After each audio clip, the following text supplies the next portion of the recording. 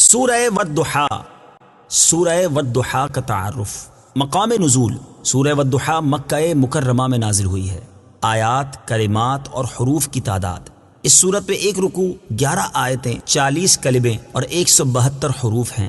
والضحا نام رکھنے کی وجہ، چاشت کے وقت کو عربی میں ضحا کہتے ہیں، اور اس سورت کی پہلی آیت میں اللہ تعالیٰ نے چاشت کے وقت کی قسم ارشاد فرمائی، اس مناسبت سے اسے سورہ والضحا کہتے ہیں۔ سورہ والضحا کے مضامین، اس سورت کا مرکزی مضمون یہ ہے کہ اس میں حضور پرنور صلی اللہ تعالی علیہ وآلہ وسلم کی شخصیت کے بارے میں کلام کیا گیا ہے، اور اس میں یہ مضامین بیان ہوئے ہیں۔ نمبر 1، اس سورت کی ابتدا میں اللہ تعالیٰ نے چڑھتے دن اور رات کی قسم ذکر کر کے نبی کریم صلی اللہ تعالی علیہ وآلہ وسلم پر کیے گئے کفار کے اعتراض کا جواب دیا۔ نمبر 2، نبی کریم صلی اللہ تعالی علیہ وسلم سے فرمایا گیا کہ آپ کے لیے ہر پچھلی گھڑی پہلی سے بہتر ہے، اور اللہ تعالیٰ آپ کو اتنا دے گا کہ آپ راضی ہو جائیں گے۔ نمبر 3، حضور اقدس صلی اللہ تعالی علیہ وآلہ وسلم کے بچپن میں اللہ تعالیٰ نے ان پر جو انعامات فرمائے وہ بیان کیے گئے۔ نمبر 4، اس سورت کے آخر میں یتیم پر سختی کرنے اور سائل کو جھڑکنے سے منع کیا گیا، اور اللہ تعالیٰ کی نعمت کا خوب چرچا کرنے کا حکم دیا گیا ہے۔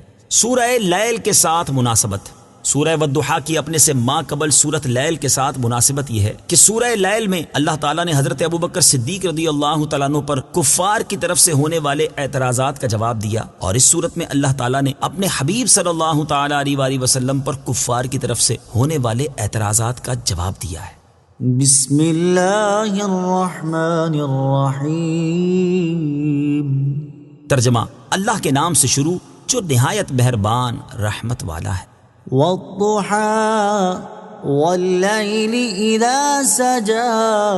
ترجمہ، چڑھتے دن کے وقت کی قسم اور رات کی جب ڈھانپ دے۔ والضحى، چڑھتے دن کے وقت کی قسم۔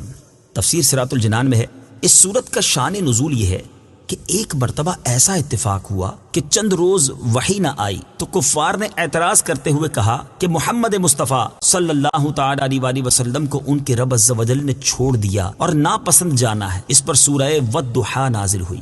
بعض مفسرین کے نزدیک اس آیت میں ضحا سے وہ وقت مراد ہے جس وقت سورج بلند ہوتا ہے، اور اللہ تعالیٰ نے اس وقت کی قسم اس لیے ارشاد فرمائی کہ یہ وقت وہی ہے جس میں اللہ تعالیٰ نے حضرت موسیٰ علیہ السلام کو اپنے کلام سے مشرف کیا، اور اسی وقت جادوگر سجدے میں گرے۔ اور بعض مفسرین کے نزدیک یہاں ضحا سے پورا دن مراد ہے۔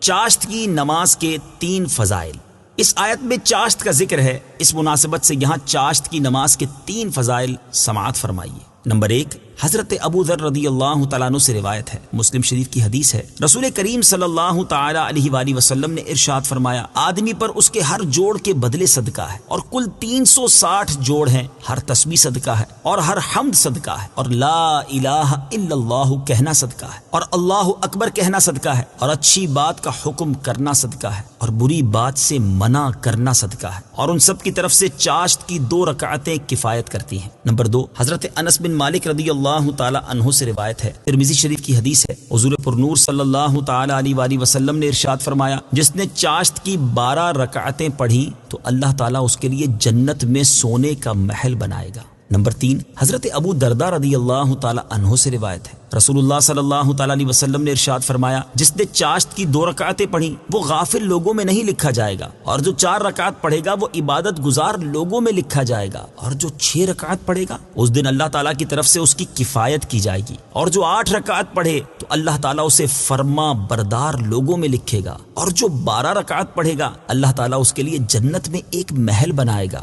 اور کوئی دن یا رات ایسا نہیں جس میں اللہ تعالیٰ بندوں پر احسان اور صدقہ نہ کرے، اور اس بندے سے بڑھ کر کسی پر اللہ تعالیٰ نے احسان نہ کیا جسے اپنا ذکر الہام کیا۔ چاشت کی نماز سے متعلق 2 شرعی مسائل، یہاں چاشت کی نماز سے متعلق 2 شرعی مسائل بھی سماعت کیجیے۔ نمبر 1، چاشت کی نماز مستحب ہے، اور اس کی کم از کم 2 اور زیادہ سے زیادہ 12 رکعتیں ہیں۔ نمبر 2، اس کا وقت سورج بلند ہونے سے زوال یعنی نصف النہار شرعی تک ہے، اور بہتر یہ ہے کہ چوتھائی دن چڑھے پڑھے۔ واللیل اذا سجا، اور رات کی جب ڈھانپ دے۔ تفسیر صراط الجنان میں ہے، یعنی رات کی قسم جب وہ اپنی تاریکی سے ہر چیز کو ڈھانپ دے۔ امام جعفر صادق رضی اللہ تعالیٰ عنہ فرماتے ہیں کہ چاشت سے مراد وہ چاشت ہے جس میں اللہ تعالیٰ نے حضرت موسیٰ علیہ الصلوۃ والسلام سے کلام فرمایا، اور رات سے معراج کی رات مراد ہے۔ اور بعض مفسرین نے فرمایا کہ چاشت سے جمال مصطفیٰ صلی اللہ تعالیٰ علیہ وآلہ وسلم کے نور کی طرف اشارہ ہے، اور رات سے آپ صلی اللہ تعالیٰ علیہ وآلہ وسلم کے عنبرین گیسو کی طرف اشارہ ہے۔ اعلیٰ حضرت امام احمد رضا خان علیہ رحمت الرحمان فرماتے ہیں، ہے کلام الہی میں شمس و ضحیٰ، تیرے چہرہ نور فضا کی قسم، قسم شب تار میں راز یہ تھا کہ حبیب کی زلف دوتا کی قسم۔ ما ودعك ربك وما قلى۔ ترجمہ، تمہارے رب نے نہ تمہیں چھوڑا اور نہ ناپسند کیا۔ ما ودعك ربك وما قلى۔ تمہارے رب نے نہ تمہیں چھوڑا اور نہ ناپسند کیا۔ تفسیر صراط الجنان میں ہے، اعلیٰ حضرت امام احمد رضا خان علیہ رحمت الرحمان فرماتے ہیں، کفار کے اعتراض کا جواب دیتے ہوئے حق جل وعلا نے فرمایا، والضحى والليل إذا سجى۔ قسم ہے دن چڑھے کی اور قسم رات کی جب اندھیری ڈالے، یا قسم اے محبوب تیرے روئے روشن کی، اور قسم تیری زلف کی جب چمکتے رخساروں پر بکھر آئے۔ ما ودعك ربك وما قلى۔ نہ تجھے تیرے رب نے چھوڑا اور نہ دشمن بنایا۔ اور یہ اشقیا بدبخت بھی دل میں خوب سمجھتے ہیں کہ خدا کی تجھ پر کیسی مہر یعنی رحمت ہے، اس مہر یعنی رحمت ہی کو دیکھ دیکھ کر جلے جاتے ہیں، اور حسد و عناد سے یہ طوفان جوڑتے ہیں اور اپنے جلے دل کے پھپولے پھوڑتے ہیں، مگر یہ خبر نہیں کہ وَلَلْآخِرَةُ خَيْرٌ لَكَ مِنَ الْأُولَى۔ بے شک آخرت تیرے لیے دنیا سے بہتر ہے۔ وہاں جو نعمتیں تجھ کو ملیں گی نہ آنکھوں نے دیکھی نہ کانوں نے سنی، نہ کسی بشر یا ملک کے خطرے میں آئیں، جن کا اجمال یہ ہے، وَلَسَوْفَ يُعْطِيكَ رَبُّكَ فَتَرْضَىٰ۔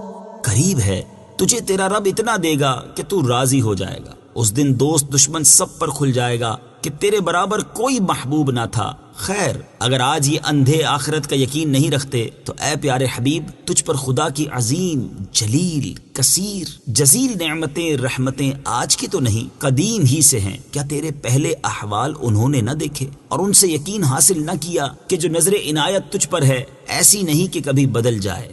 أَلَمْ يَجِدْكَ يَتِيمًا فَآوَىٰ وَوَجَدَكَ ضَالًّا فَهَدَىٰ وَوَجَدَكَ عَائِلًا فَأَغْنَىٰ فَأَمَّا الْيَتِيمَ فَلَا تَقْهَرْ وَأَمَّا السَّائِلَ فَلَا تَنْهَرْ وَأَمَّا بِنِعْمَةِ رَبِّكَ فَحَدِّثْ۔ کیا اس نے تمہیں یتیم نہ پایا پھر جگہ دی، اور تمہیں اپنی محبت میں خود رفتہ پایا تو اپنی طرف راہ دی، اور تمہیں حاجت مند پایا تو غنی کر دیا، تو یتیم پر دباؤ نہ ڈالو اور منگتا کو نہ جھڑکو، اور اپنے رب کی نعمت کا خوب چرچا کرو۔ کفار کے اعتراض سے معلوم ہوا کہ کفار اس بات کو جان گئے تھے کہ نبی کریم صلی اللہ تعالی علیہ وآلہ وسلم اللہ تعالیٰ کے رسول ہیں، کیونکہ اگر انہیں یہ بات معلوم نہ ہوتی تو وہ اس طرح کا اعتراض نہ کرتے۔ نیز یہ بھی معلوم ہوا کہ قرآن مجید نبی کریم صلی اللہ تعالی علیہ وآلہ وسلم کا اپنی طرف سے بنایا ہوا کلام نہیں بلکہ اللہ تعالیٰ کا کلام ہے، اور اسی کی طرف سے تاجدار رسالت صلی اللہ تعالی علیہ وآلہ وسلم پر نازل ہوا ہے، کیونکہ اگر قرآن مجید نبی کریم صلی اللہ تعالی علیہ وآلہ وسلم کا اپنی طرف سے بنایا ہوا کلام ہوتا تو آپ کا کلام مسلسل جاری رہتا اور اس میں وقفہ نہ آتا، اور اس طرح کفار کو یہ اعتراض کرنے کا موقع نہ ملتا کہ محمد مصطفیٰ صلی اللہ تعالی علیہ وآلہ وسلم کو ان کے رب عز و جل نے چھوڑ دیا اور ناپسند کیا ہے۔ وَلَلْآخِرَةُ خَيْرٌ لَكَ مِنَ الْأُولَى۔ ترجمہ، اور بے شک تمہارے لیے ہر پچھلی گھڑی پہلی سے بہتر ہے۔ وَلَلْآخِرَةُ خَيْرٌ لَكَ مِنَ الْأُولَى۔ اور بے شک تمہارے لیے ہر پچھلی گھڑی پہلی سے بہتر ہے۔ تفسیر صراط الجنان میں ہے، مفسرین نے اس آیت کا ایک معنی یہ بیان کیا ہے کہ اے حبیب صلی اللہ تعالی علیہ وآلہ وسلم، بے شک تمہارے لیے آخرت دنیا سے بہتر ہے، کیونکہ وہاں آپ کے لیے مقام محمود، حوض کوثر اور وہ بھلائی ہے جس کا وعدہ کیا گیا ہے۔ آپ صلی اللہ تعالی علیہ وسلم کا تمام انبیاء اور رسل پر مقدم ہونا، آپ صلی اللہ تعالی علیہ وآلہ وسلم کی امت کا تمام امتوں پر گواہ ہونا، آپ صلی اللہ تعالی علیہ وآلہ وسلم کی شفاعت سے مومنین کے مرتبے اور درجے بلند ہونا، اور بے انتہا عزتیں اور کرامتیں ہیں جو بیان میں نہیں آ سکتی۔ نیز مفسرین نے اس آیت کے ایک معنی یہ بھی بیان فرمائے ہیں کہ آنے والے احوال آپ کے لیے گزشتہ سے بہتر و برتر ہیں، گویا کہ حق تعالیٰ کا وعدہ ہے کہ وہ روز بروز آپ کے درجے بلند کرے گا اور عزت پر عزت اور منصب پر منصب زیادہ فرمائے گا، اور ہر آنے والی گھڑی میں آپ کے مراتب ترقیوں میں رہیں گے۔ وَلَسَوْفَ يُعْطِيكَ رَبُّكَ فَتَرْضَىٰ۔ ترجمہ: اور بے شک قریب ہے کہ تمہارا رب تمہیں اتنا دے گا کہ تم راضی ہو جاؤ گے۔ وَلَسَوْفَ يُعْطِيكَ رَبُّكَ فَتَرْضَىٰ۔ اور بے شک قریب ہے کہ تمہارا رب تمہیں اتنا دے گا کہ تم راضی ہو جاؤ گے۔ تفسیر صراط الجنان میں ہے، یعنی اے حبیب صلی اللہ تعالی علیہ وآلہ وسلم، بے شک قریب ہے کہ آپ کا رب عز و جل آپ کو دنیا اور آخرت میں اتنا دے گا کہ آپ راضی ہو جائیں گے۔ اللہ تعالیٰ کا اپنے حبیب صلی اللہ تعالی علیہ وآلہ وسلم سے یہ وعدہ کریمہ ان نعمتوں کو بھی شامل ہے جو آپ صلی اللہ تعالی علیہ وآلہ وسلم کو اللہ تعالیٰ نے دنیا میں عطا فرمائی، جیسے کمال نفس، اولین و آخرین کے علوم، ظہور امر، دین کی سربلندی، اور وہ فتوحات جو آپ صلی اللہ تعالی علیہ وآلہ وسلم کے عہد مبارک میں ہوئیں اور جو صحابہ کرام کے زمانے میں ہوئیں اور تا قیامت مسلمانوں کو ہوتی رہیں گی۔ آپ صلی اللہ تعالی علیہ وآلہ وسلم کی دعوت کا عام ہونا، اسلام کا مشرق و مغرب میں پھیل جانا، آپ صلی اللہ تعالی علیہ وآلہ وسلم کی امت کا تمام امتوں سے بہترین ہونا، اور آپ صلی اللہ تعالی علیہ وآلہ وسلم کے وہ کرامات و کمالات جن کا علم اللہ تعالی ہی کو ہے، اور یہ وعدہ آخرت کی عزت و تکریم کو بھی شامل ہے کہ اللہ تعالی نے آپ صلی اللہ تعالی علیہ وآلہ وسلم کو شفاعت عامہ و خاصہ اور مقام محمود وغیرہ جلیل نعمتیں عطا فرمائیں۔ خدا چاہتا ہے رضائے محمد صلی اللہ تعالی علیہ وآلہ وسلم۔ حضرت عمرو بن عاص رضی اللہ تعالیٰ عنہ فرماتے ہیں، رسول کریم صلی اللہ تعالی علیہ وآلہ وسلم نے قرآن مجید میں حضرت ابراہیم علیہ السلام کی یہ دعا پڑھی، رب إنهن أضللن كثيرا من الناس فمن تبعني فإنه مني ومن عصاني فإنك غفور رحيم۔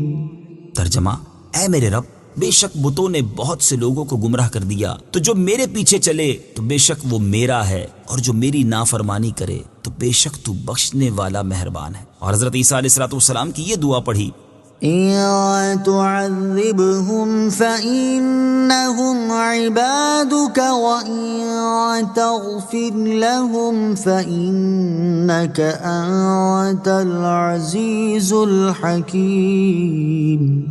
ترجمہ: اگر تو انہیں عذاب دے تو وہ تیرے بندے ہیں، اور اگر تو انہیں بخش دے تو بے شک تو ہی غلبے والا، حکمت والا ہے۔ تو آپ صلی اللہ تعالی علیہ وآلہ وسلم نے دونوں دستے مبارک اٹھا کر امت کے حق میں رو کر دعا فرمائی اور عرض کیا، اللہم امتی امتی، اے اللہ میری امت میری امت۔ اللہ تعالیٰ نے حضرت جبریل علیہ السلام کو حکم دیا کہ تم میرے حبیب صلی اللہ تعالی علیہ وآلہ وسلم کے پاس جاؤ، تمہارا رب خوب جانتا ہے، مگر ان سے پوچھو کہ ان کے رونے کا سبب کیا ہے۔ حضرت جبرائیل نے حکم کے مطابق حاضر ہو کر دریافت کیا تو سرکار دو عالم صلی اللہ تعالی علیہ وآلہ وسلم نے انہیں تمام حال بتایا اور غم امت کا اظہار کیا۔ حضرت جبریل امین علیہ السلام نے بارگاہ الہی میں عرض کی کہ اے اللہ عز و جل، تیرے حبیب صلی اللہ تعالی علیہ وآلہ وسلم یہ فرماتے ہیں اور اللہ تعالیٰ خوب جاننے والا ہے۔ اللہ تعالیٰ نے حضرت جبریل علیہ السلام کو حکم دیا کہ جاؤ اور میرے حبیب صلی اللہ تعالی علیہ وآلہ وسلم سے کہو کہ ہم آپ کو آپ کی امت کے بارے میں ان قریب راضی کریں گے اور آپ کے قلب مبارک کو رنجیدہ نہ ہونے دیں گے۔ ابو البرکات عبداللہ بن احمد نصفی رحمۃ اللہ تعالی علیہ فرماتے ہیں کہ جب یہ آیت نازل ہوئی تو حضور اقدس صلی اللہ تعالی علیہ وآلہ وسلم نے ارشاد فرمایا، جب تک میرا ایک امتی بھی دوزخ میں رہے گا میں راضی نہ ہوں گا۔ مفتی نعیم الدین مراد آبادی رحمۃ اللہ تعالی فرماتے ہیں آیت کریمہ صاف دلالت کرتی ہے کہ اللہ تعالیٰ وہی کرے گا جس میں رسول راضی ہوں، اور احادیث شفاعت سے ثابت ہے کہ رسول صلی اللہ تعالی علیہ وآلہ وسلم کی رضا اسی میں ہے کہ سب گناہ گاران امت بخش دیے جائیں۔ تو آیت و احادیث سے قطعی طور پر یہ نتیجہ نکلتا ہے کہ حضور صلی اللہ تعالی علیہ وآلہ وسلم کی شفاعت مقبول اور حسب مرضی مبارک گناہ گاران امت بخشے جائیں گے۔ سبحان اللہ، کیا رتبہ علیہ ہے کہ جس پروردگار کو راضی کرنے کے لیے تمام مقربین تکلیفیں برداشت کرتے اور محنتیں اٹھاتے ہیں، وہ اس حبیب اکرم صلی اللہ تعالی علیہ وسلم کو راضی کرنے کے لیے عطا عام کرتا ہے۔ اعلیٰ حضرت امام اہل سنت امام احمد رضا خان علیہ رحمت الرحمن فرماتے ہیں خدا کی رضا چاہتے ہیں دو عالم، خدا چاہتا ہے رضائے محمد۔ أَلَمْ يَجِدْكَ يَتِيمًا فَآوَى ترجمہ، کیا اس نے تمہیں یتیم نہ پایا پھر جگہ دی؟ أَلَمْ يَجِدْكَ يَتِيمًا فَآوَى کیا اس نے تمہیں یتیم نہ پایا پھر جگہ دی؟ تفسیر صراط الجنان میں ہے سرکار دو عالم صلی اللہ تعالی علیہ وآلہ وسلم ابھی اپنی والدہ ماجدہ کے بطن میں تھے اور حمل شریف 2 ماہ کا تھا کہ آپ صلی اللہ تعالی علیہ وآلہ وسلم کے والد صاحب نے مدینہ شریف میں وفات پائی اور نہ کچھ مال چھوڑا نہ کوئی جگہ چھوڑی۔ ان کی وفات کے بعد آپ صلی اللہ تعالی علیہ وآلہ وسلم کی خدمت کی ذمہ داری آپ کے دادا عبد المطلب نے سنبھالی۔ جب آپ صلی اللہ تعالی علیہ وآلہ وسلم کی عمر شریف 4 یا 6 سال کی ہوئی تو والدہ صاحبہ نے بھی وفات پائی، اور جب عمر شریف 8 سال کی ہوئی تو آپ صلی اللہ تعالی علیہ وآلہ وسلم کے دادا عبد المطلب نے بھی وفات پائی۔ انہوں نے اپنی وفات سے پہلے اپنے فرزند ابو طالب کو آپ صلی اللہ تعالی علیہ وآلہ وسلم کی خدمت و نگرانی کی وصیت کی، جو کہ آپ صلی اللہ تعالی علیہ وسلم کا حقیقی چچا تھا۔ ابو طالب آپ صلی اللہ تعالی علیہ وسلم کی خدمت میں سرگرم رہا، یہاں تک کہ آپ نے اللہ تعالی کے حکم سے نبوت کا اعلان فرمایا۔ اس آیت کی تفسیر میں مفسرین نے ایک معنی یہ بھی بیان کیا ہے کہ یتیم کا مطلب ہے یکتا و بے نظیر، جیسے کہا جاتا ہے در یتیم۔ اس صورت میں آیت کے معنی یہ ہے کہ اللہ تعالیٰ نے آپ صلی اللہ تعالی علیہ وآلہ وسلم کو عزت و شرافت میں یکتا و بے نظیر پایا، اور آپ صلی اللہ تعالی علیہ وآلہ وسلم کو مقام قرب میں جگہ دی، اور اپنی حفاظت میں آپ صلی اللہ تعالی علیہ وآلہ وسلم کے دشمنوں کے اندر آپ صلی اللہ تعالی علیہ وآلہ وسلم کی پرورش فرمائی، اور آپ کو نبوت و رسالت اور اپنا چنا ہوا بندہ ہونے کے ساتھ مشرف کیا۔ وَوَجَدَكَ ضَالًّا فَهَدَى ترجمہ، اور اس نے تمہیں اپنی محبت میں گم پایا تو اپنی طرف راہ دی۔ وَوَجَدَكَ ضَالًّا فَهَدَى اور اس نے تمہیں اپنی محبت میں گم پایا تو اپنی طرف راہ دی۔ تفسیر صراط الجنان میں ہے ارشاد فرمایا کہ اے حبیب صلی اللہ تعالی علیہ وآلہ وسلم، اور اللہ تعالیٰ نے آپ کو اپنی محبت میں گم پایا تو اپنی طرف راہ دی، اور غیب کے اسرار آپ صلی اللہ تعالی علیہ وآلہ وسلم پر کھول دیے۔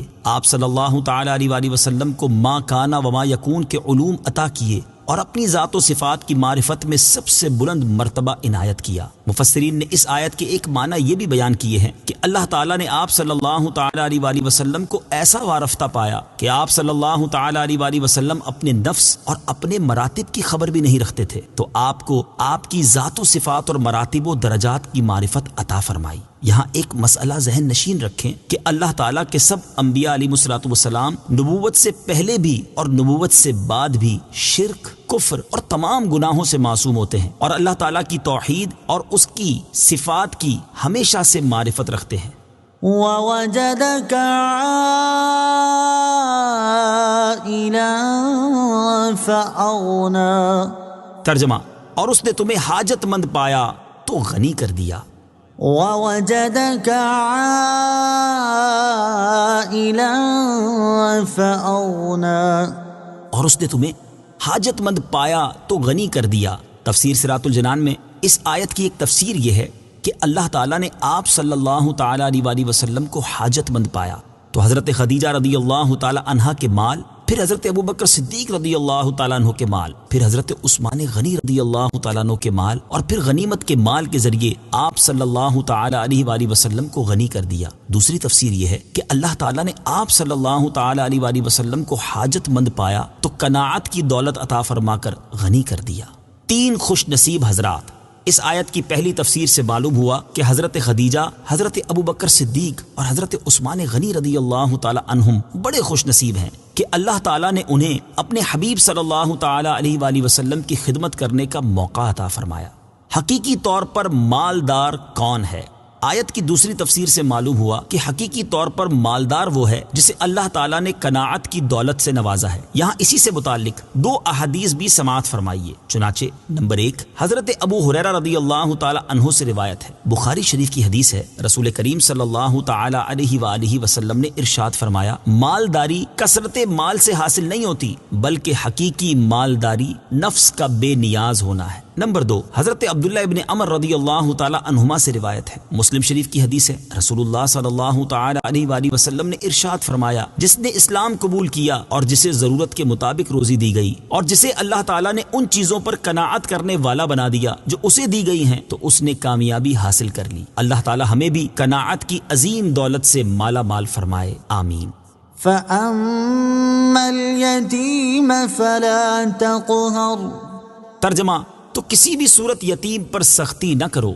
فَأَمَّا الْيَتِيمَ فَلَا تَقْهَرْ، تو کسی بھی صورت یتیم پر سختی نہ کرو۔ تفسیر صراط الجنان میں ہے، دور جاہلیت میں یتیموں کے بارے میں اہل عرب کا طریقہ یہ تھا کہ وہ ان کے مالوں پر قبضہ کر لیتے، ان پر دباؤ ڈالتے اور ان کے حقوق کے معاملے میں ان کے ساتھ زیادتی کیا کرتے تھے۔ اس آیت میں اللہ تعالیٰ نے اپنے حبیب صلی اللہ تعالی علیہ وآلہ وسلم سے ارشاد فرمایا کہ اے پیارے حبیب صلی اللہ تعالی علیہ وآلہ وسلم، آپ کسی بھی صورت یتیم پر سختی نہ فرمائیے گا۔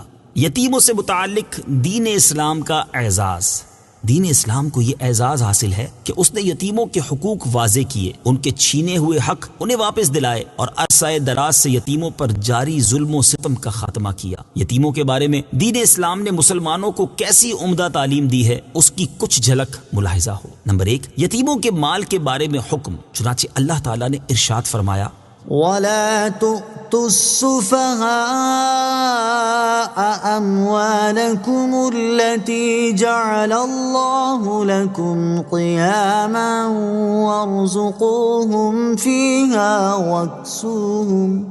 وَاكْسُوهُمْ وَقُولُوا لَهُمْ قَوْلًا مَّعْرُوفًا وَابْتَلُوا الْيَتَامَى حَتَّى إِذَا بَلَغُوا النِّكَاحَ فَإِنْ آنَسْتُم مِّنْهُمْ رُشْدًا فَادْفَعُوا إِلَيْهِمْ أَمْوَالَهُمْ وَلَا تَأْكُلُوهَا إِسْرَافًا وَبِدَارًا أَن يَكْبَرُوا وَمَن كَانَ غَنِيًّا فَلْيَسْتَعْفِفْ وَمَن كَانَ فَقِيرًا فَلْيَأْكُلْ بِالْمَعْرُوفِ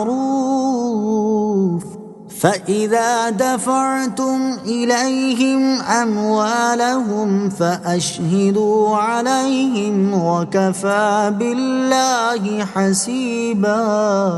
ترجمہ، اور کم عقلوں کو ان کے وہ مال نہ دو جسے اللہ نے تمہارے لیے گزر بسر کا ذریعہ بنایا ہے، اور انہیں اس مال میں سے کھلاؤ اور پہناؤ اور ان سے اچھی بات کہو، اور یتیموں کی سمجھداری کو آزماتے رہو یہاں تک کہ جب وہ نکاح کے قابل ہوں، تو اگر تم ان کی سمجھداری دیکھو تو ان کے مال ان کے حوالے کر دو، اور ان کے مال فضول خرچی سے اور اس ڈر سے جلدی جلدی نہ کھاؤ کہ وہ بڑے ہو جائیں گے، اور جسے حاجت نہ ہو تو وہ بچے، اور جو حاجت مند ہو وہ بقدرے مناسب کھا سکتا ہے۔ پھر جب تم ان کے مال ان کے حوالے کرو تو ان پر گواہ کر لو، اور حساب لینے کے لیے اللہ کافی ہے۔ اور ارشاد فرمایا، وَآتُوا الْيَتَامَى أَمْوَالَهُمْ وَلَا تَتَبَدَّلُوا الْخَبِيثَ بِالطَّيِّبِ وَلَا تَأْكُلُوا أَمْوَالَهُمْ إِلَىٰ أَمْوَالِكُمْ إِنَّهُ كَانَ حُوبًا كَبِيرًا۔ ترجمہ، اور یتیموں کو ان کے مال دے دو، اور پاکیزہ مال کے بدلے گندا مال نہ لو، اور ان کے مالوں کو اپنے مالوں میں ملا کر نہ کھا جاؤ، بے شک یہ بڑا گناہ ہے۔ اور ارشاد فرمایا، إِنَّ الَّذِينَ يأكلون أموال اليتامى ظلما إنما يأكلون في بطونهم نارا وسيصلون سعيرا۔ ترجمہ: بے شک وہ لوگ جو ظلم کرتے ہوئے یتیموں کا مال کھاتے ہیں وہ اپنے پیٹ میں بالکل آگ بھرتے ہیں اور ان قریب یہ لوگ بھڑکتی ہوئی آگ میں جائیں گے۔ نمبر 2، یتیموں کے ساتھ سلوک کرنے کے بارے میں حکم۔ چنانچہ حضرت ابو ہریرہ رضی اللہ تعالی عنہ سے روایت ہے، حضور پرنور صلی اللہ تعالی علیہ وآلہ وسلم نے ارشاد فرمایا، مسلمانوں کے گھروں میں وہ بہت اچھا گھر ہے جس میں یتیم کے ساتھ اچھا سلوک کیا جاتا ہو، اور وہ بہت برا گھر ہے جس میں یتیم کے ساتھ برا برتاؤ کیا جاتا ہے۔ نمبر 3، یتیم کی کفالت کرنے کی ترغیب۔ بخاری شریف کی حدیث ہے، چنانچہ حضرت سہل بن سعد رضی اللہ تعالی عنہ سے روایت ہے، حضور اقدس صلی اللہ تعالی علیہ وآلہ وسلم نے ارشاد فرمایا، میں اور یتیم کو پالنے والا، وہ یتیم خواہ اپنا ہو یا غیر کا، جنت میں اس طرح ہوں گے۔ یہ فرما کر آپ نے کلمہ کی اور بیچ کی انگلی سے اشارہ کیا اور ان کے درمیان کچھ کشادگی فرمائی۔ سر دست یتیموں کے بارے میں اسلام کی یہ 3 تعلیمات ذکر کی ہیں، اور یتیموں کے متعلق اسلام کے مزید احکامات جاننے کے لیے سورہ نساء کی ابتدائی آیات کی تفسیر ملاحظہ فرمائیں۔ وَأَمَّا السَّائِلَ فَلَا تَنْهَرْ۔ ترجمہ: اور کسی بھی صورت مانگنے والے کو نہ جھڑکو۔ وَأَمَّا السَّائِلَ فَلَا تَنْهَرْ۔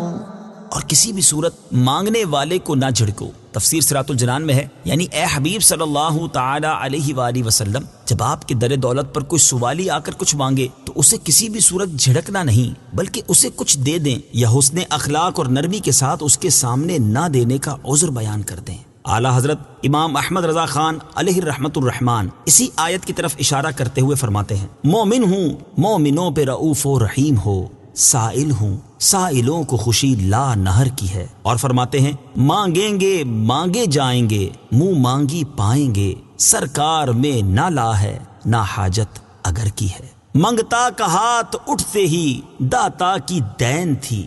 سرکار دو عالم صلی اللہ تعالی علیہ وآلہ وسلم کی اس شان کی کچھ جھلک ملاحظہ ہو۔ چنانچہ نمبر 1، غار ثور میں حضرت صدیق رضی اللہ تعالیٰ عنہ نے عرض کی، مجھے سانپ نے کاٹ لیا ہے، تو تاجدار رسالت صلی اللہ تعالی علیہ وآلہ وسلم نے اپنا لعاب دہن لگا کر زہر کا اثر دور کر دیا۔ نمبر 2، غزوہ بدر کے موقع پر حضرت معوذ رضی اللہ تعالی عنہ اپنا کٹا ہوا بازو لے کر حاضر ہوئے تو سید المرسلین صلی اللہ تعالی علیہ وآلہ وسلم نے اپنے دہن اقدس سے مبارک لعاب لگا کر اسے جوڑ دیا۔ نمبر 3، غزوہ احد میں تیر لگنے سے حضرت قتادہ رضی اللہ تعالی عنہ کی آنکھ نکل گئی اور وہ اپنی نکلی ہوئی آنکھ لے کر بارگاہ رسالت صلی اللہ تعالی علیہ وآلہ وسلم میں حاضر ہو گئے تو رسول اکرم صلی اللہ تعالی علیہ وسلم نے لعاب دہن لگا کر ان کی آنکھ کو درست کر دیا۔ نمبر 4، غزوہ خیبر کے موقع پر حضرت علی المرتضی کرم اللہ تعالی وجہہ الکریم نے آشوب چشم کی شکایت کی تو نبی اکرم صلی اللہ تعالی علیہ وآلہ وسلم نے اپنا لعاب دہن لگا کر ان کی بیماری دور کر دی۔ نمبر 5، اسی غزوے کے موقع پر حضرت سلمہ بن اکوا رضی اللہ تعالیٰ عنہ اپنی زخمی پنڈلی لے کر حاضر ہوئے تو رسول کریم صلی اللہ تعالی علیہ وآلہ وسلم نے اپنے لعاب دہن سے اسے درست کر دیا۔ نمبر 6، حضرت عبداللہ بن عتیق رضی اللہ تعالیٰ عنہ اپنی ٹوٹی ہوئی ٹانگ لے کر بارگاہ رسالت صلی اللہ تعالی علیہ وآلہ وسلم میں حاضر ہوئے تو نبی کریم نے اپنا دست اقدس پھیر کر ان کی ٹانگ کو درست کر دیا۔ نمبر 7، ایک موقع پر صحابہ کرام رضی اللہ تعالی عنہم نے پانی ختم ہو جانے پر فریاد کی تو انگلیوں سے پانی کے چشمے بہا دیے۔ یہ تو دنیاوی عطاؤں کی چند مثالیں بیان کی ہیں، اور اب اخروی عطا کے بارے میں سنیے۔ چنانچہ نمبر 8، حضرت ربیعہ اور حضرت عکاشہ رضی اللہ تعالی عنہما نے جنت مانگی تو اللہ تعالیٰ کے حبیب صلی اللہ تعالی علیہ وسلم نے انہیں جنت دے دی۔ نمبر 9، کھجور کے ایک تنے نے عرض کی کہ مجھے جنت میں بو دیا جائے تو سرکار عالی وقار صلی اللہ تعالی علیہ وآلہ وسلم نے اسے جنت میں بو دیا۔ اور حضور پرنور صلی اللہ تعالی علیہ وآلہ وسلم کی بارگاہ میں صرف انسان ہی فریاد نہیں کرتے تھے بلکہ جانور بھی اپنی فریاد عرض کر کے اپنی داد رسی کرواتے تھے۔ چنانچہ نمبر 10،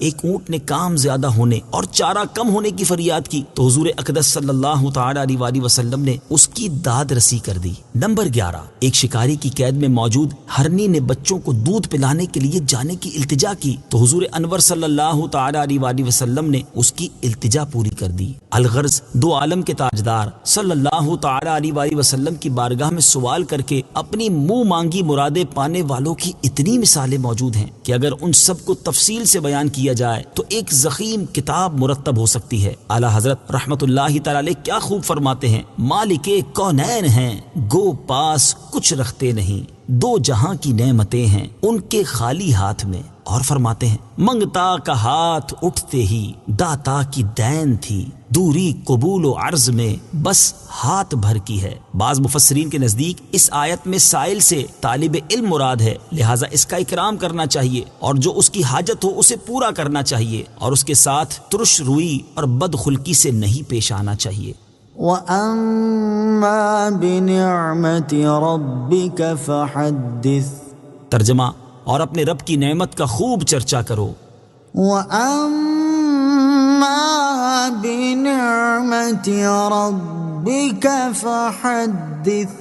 اور اپنے رب کی نعمت کا خوب چرچا کرو۔ تفسیر صراط الجنان میں ہے، یہاں نعمت سے مراد وہ نعمتیں ہیں جو اللہ تعالیٰ نے اپنے حبیب صلی اللہ تعالی علیہ وآلہ وسلم کو عطا فرمائیں، اور وہ نعمتیں بھی مراد ہیں جن کا اللہ تعالیٰ نے حضور پر نور صلی اللہ تعالی علیہ وآلہ وسلم سے وعدہ فرمایا ہے، اور نعمتوں کا چرچا کرنے کا اس لیے حکم فرمایا کہ نعمت کو بیان کرنا شکر گزاری ہے۔ آیت وَأَمَّا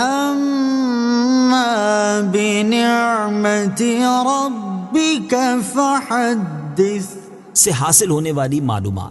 اس آیت سے 3 باتیں معلوم ہوئیں۔ نمبر 1، مسلمانوں کو اپنی صورت و سیرت اسلامی رکھنی چاہیے کہ اس میں اللہ تعالیٰ کی عظیم نعمت یعنی اسلام کا اظہار ہے۔ نمبر 2، میلاد شریف، 11ویں شریف اور بزرگان دین کا عرس منانا بہترین اعمال ہیں کہ یہ حضرات اللہ تعالیٰ کی نعمت ہیں، اور میلاد و عرس میں حضور کی ولادت اور اللہ تعالیٰ کے اولیاء کا چرچا ہے۔ نمبر 3، حضور اقدس صلی اللہ تعالی علیہ وآلہ وسلم کی نعت گوئی بہترین عبادت ہے کہ حضور پر نور صلی اللہ تعالی علیہ وآلہ وسلم کے مبارک اوصاف ہمارے لیے بھی اللہ تعالیٰ کی نعمتیں ہیں، کیونکہ حضور انور صلی اللہ تعالی علیہ وآلہ وسلم کی شان کی بلندی سے امت کی شان بھی بلند ہوتی ہے، تو سرکار دو عالم کے اوصاف و کمالات کا ذکر کرنا اللہ تعالیٰ کی نعمتوں کا چرچا کرنا ہے۔